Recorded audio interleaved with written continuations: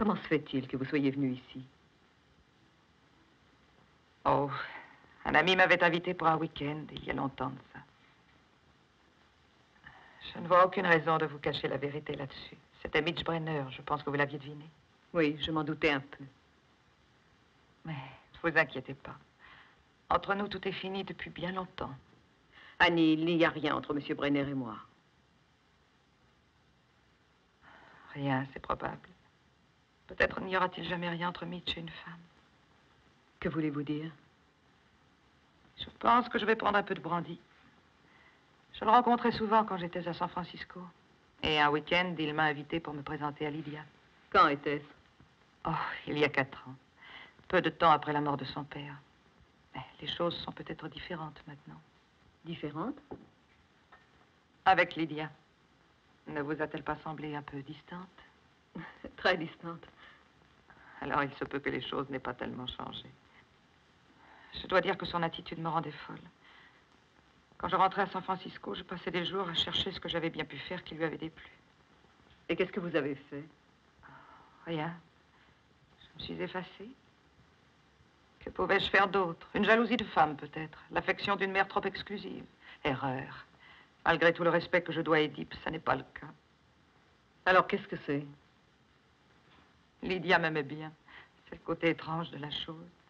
Maintenant que je ne suis plus une menace, nous sommes de très bonnes amies. Mais quelle était son objection?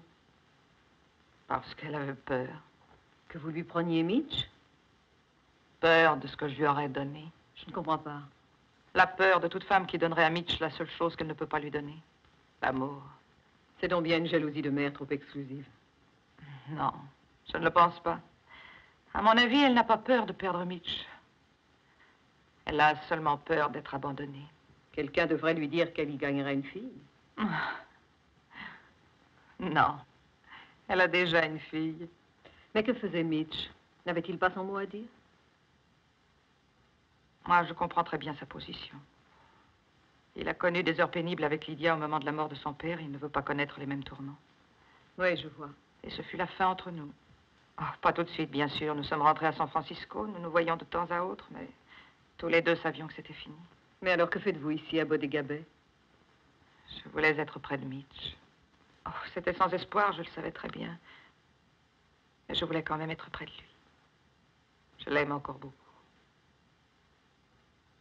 Et je ne veux pas perdre son amitié. Jamais.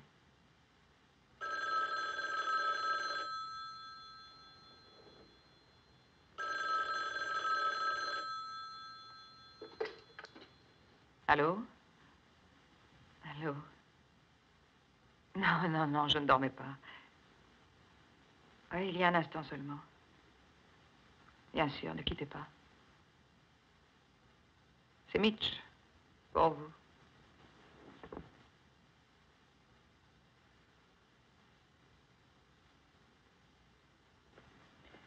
Allô?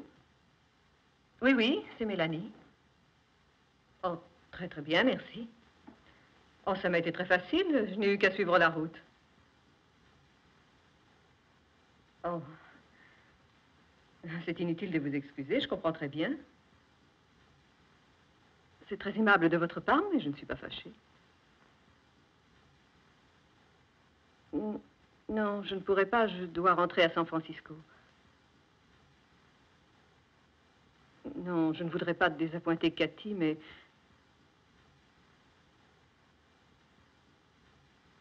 Je comprends, oui. Bon, mais très bien, j'y serai. Bonne nuit, Mitch. Il veut que j'assiste à la réception donnée pour Cathy demain. J'ai dit que j'irai. On s'y amusera. J'y serai aussi pour aider.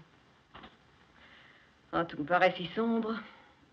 Bon, allez, je vais me coucher. Une dure journée.